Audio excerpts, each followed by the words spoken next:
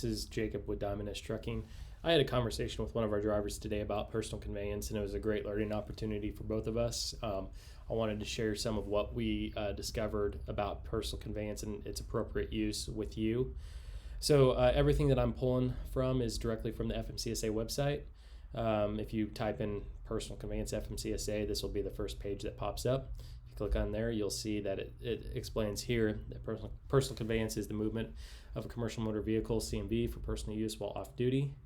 Driver may record time operating CMV for personal conveyance as off duty only when the driver is relieved from work, and all responsibility for performing work by the motor carrier. So that is a pretty vague statement.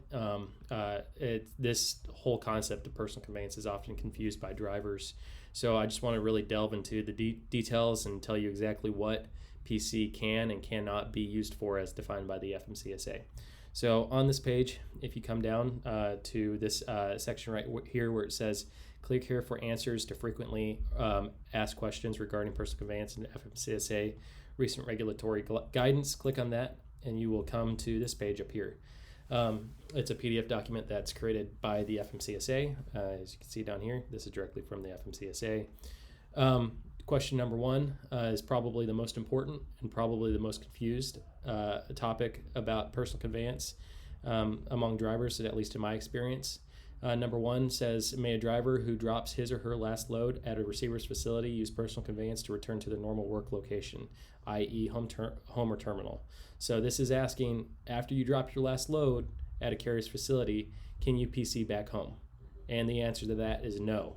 Returning to home or to the terminal for a dispatch trip is a continuation of the trip and therefore cannot be used as personal conveyance. So just cut dry, no, you cannot use personal conveyance to return back home after you've delivered a load. Even if you don't have a load dispatched on you, you have to return back home to the facility underneath drive time, and then once you arrive at the carrier's facility at like our yard here in Catoosa, you can then at that point PC back to your house.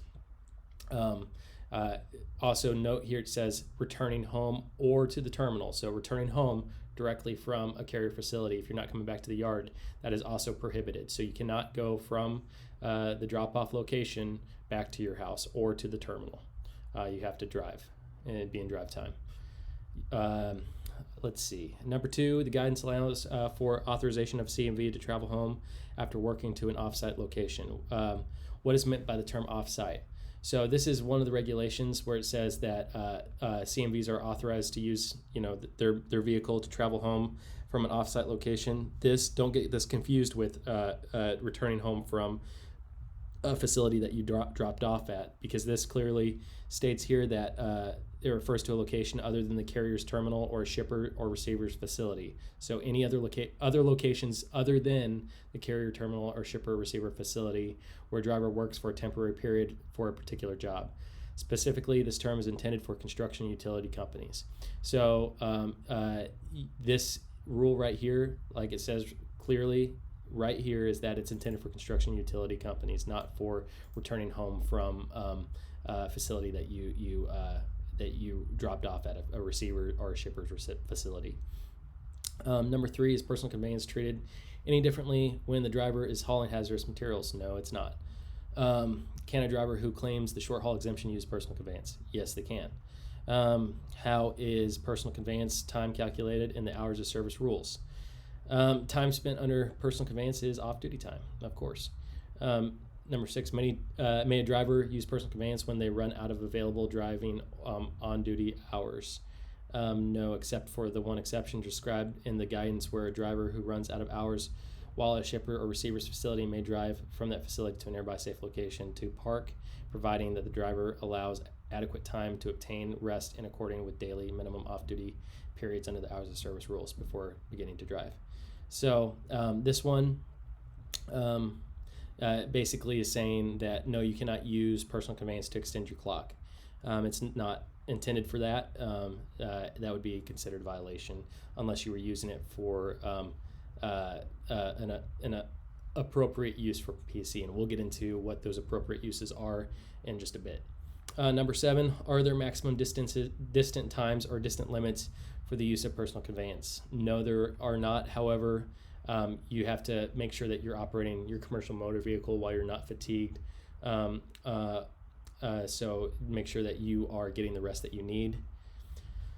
Number 8, if a driver picks up a commercial motor vehicle from a repair facility, once repairs are complete, would the driver be allowed to use PC to the residence from the repair shop? No.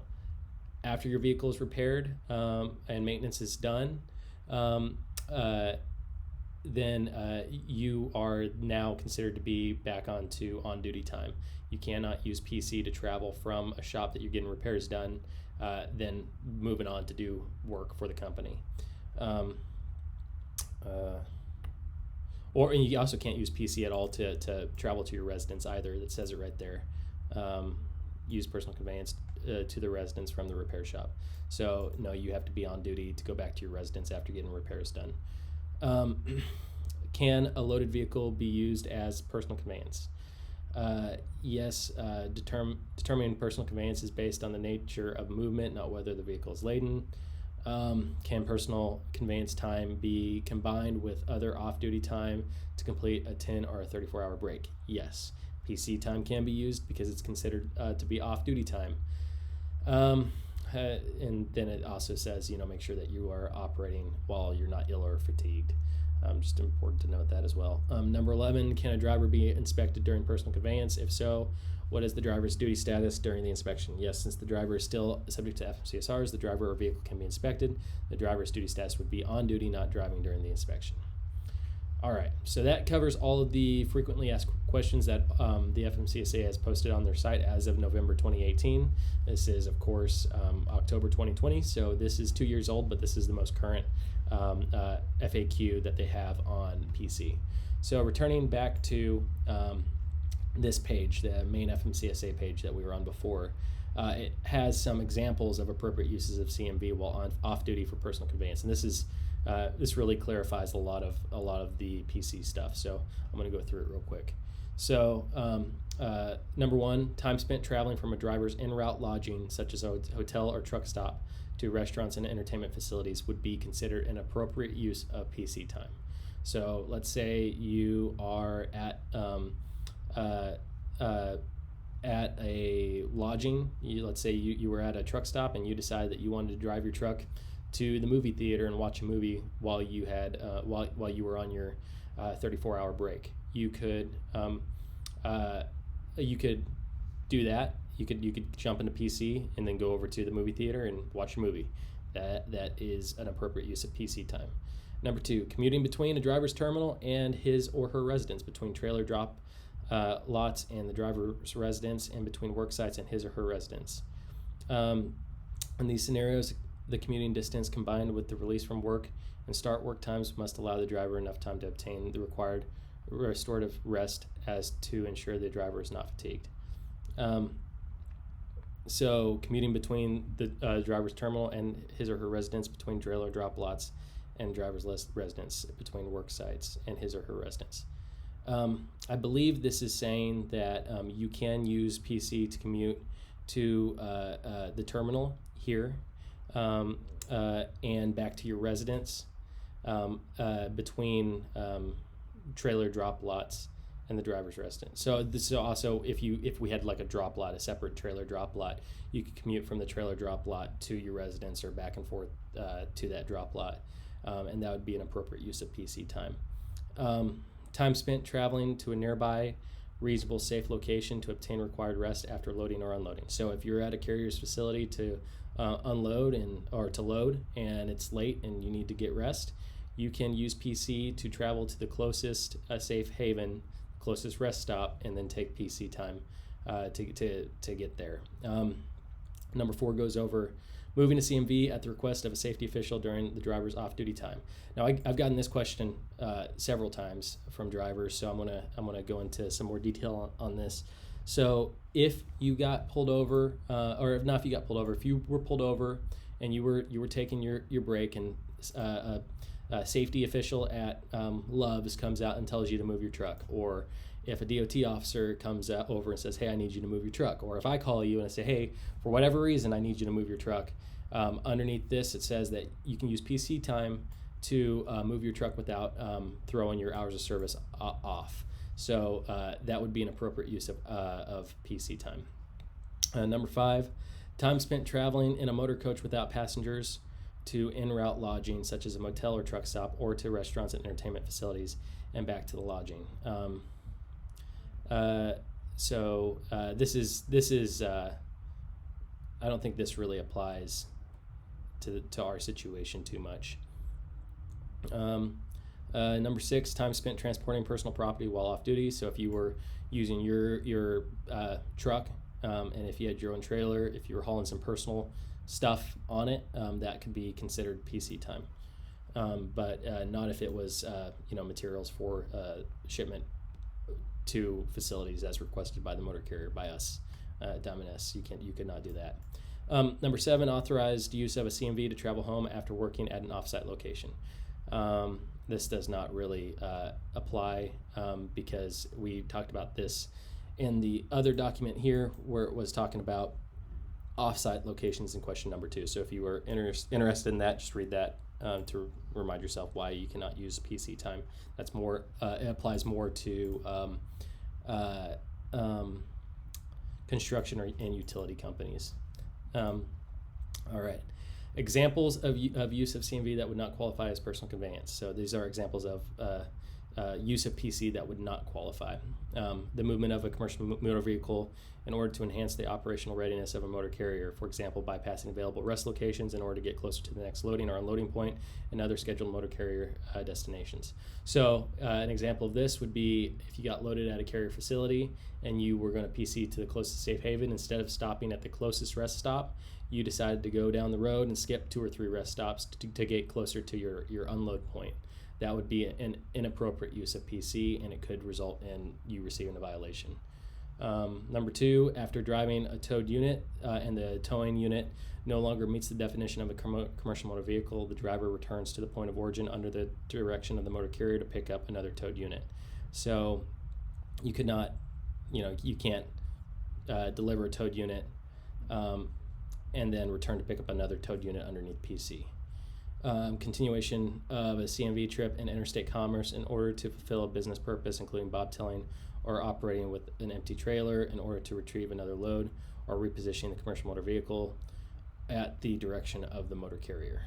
So you cannot use PC to, move trailers around. That's not an appropriate use of PC. Number 4, time spent driving a passenger carrying CMV while passengers are on board. This doesn't apply. We don't do passenger carrying CMVs. Number 5, time spent transporting CMV to a facility to have vehicle maintenance performed.